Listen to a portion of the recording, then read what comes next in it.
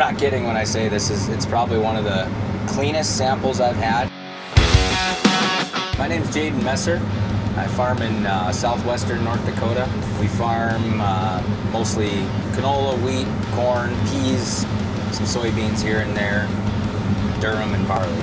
Currently on our farm we're running one 780, one 790, two 780s, and one X9 1000. Our two 780s on shell-borne stripper heads, both running the MAD Concave setup.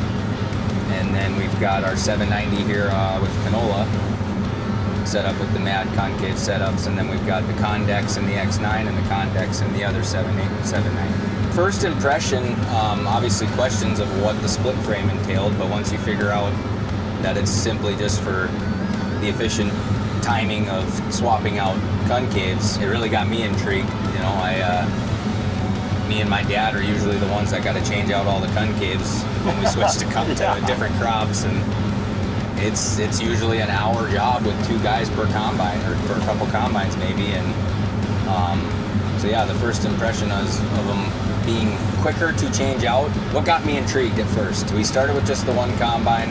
We were on peas actually, and we set up the O grates. You know, the peas, the recommendation is O grates from front to back, just like you do in your soybeans. But the first combine that we set up, it was almost unbelievable how much cleaner the sample was and how much less cracking we had from those O grates on the MAD Concaves. And I think it was maybe combining for 2 days, and we decided we probably better set the other combine up, or at least get one more set of those concaves. Quick to change them out, obviously I said before, but one of the other big things that we noticed too was how much cleaner the sample was. Not just as far as, you know, pod shatter or just, you know, trash in the sample, but dirt in general. There was way less dirt, you know, and sometimes when you're doing those flex crops, you'll pick up some rocks or some dirt here and there, and you'll run it through the combine. And if anybody's ever done that, they know how much of a pain it is to clean out the, you know, whole concave you got to take out to clean the dirt off of it. So we've been running stripper heads on our farm for probably three to 4 years now. It's a different animal running the stripper head on those 780s, because getting that sample to clean up and creating enough, you know, clearance in that concave to actually grind some of them white caps off, it was always a struggle. And we'd always end up putting in filler plates here, filler plates there on the regular small wire concaves, and get a little better threshing, but then you'd lose a lot of capacity by doing that.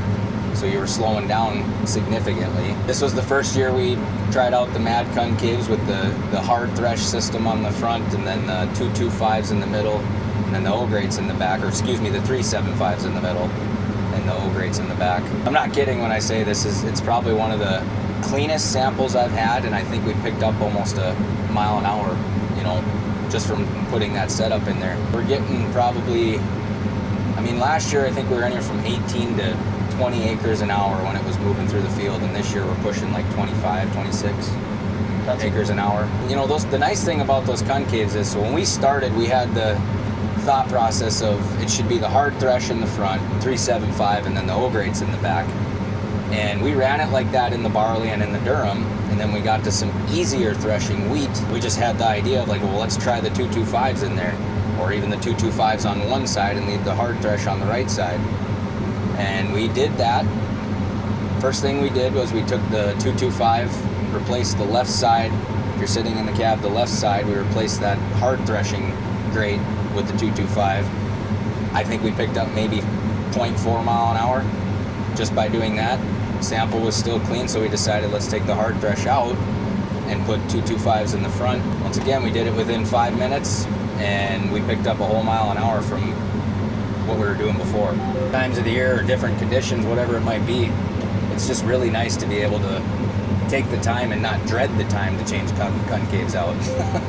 We were doing peas one morning, and we had, I can't remember what was in the one machine. It had Condex and a small wire or something, but we decided we better try and change it to chase what these MAD Concaves were, you know, doing, the performance that they were doing. And I think it was 2 guys on that combine trying to change out just the middle section, I think it was, of the Condex concaves that were in there. Yeah, we did 2 combines in less time than they did one combine with 2 guys, and it was 1 guy.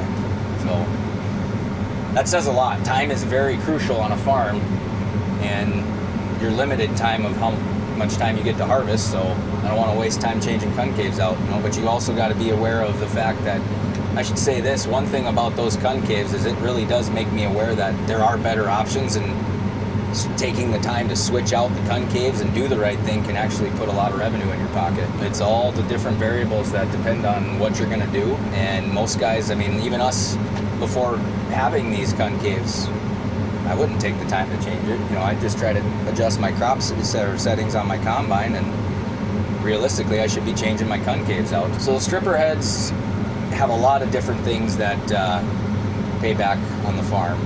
The biggest and most obvious one is the efficiency and fuel use of the combine itself. I mean, you get more acres per hour with the stripper head versus running a rigid draper. You're burning significantly less fuel.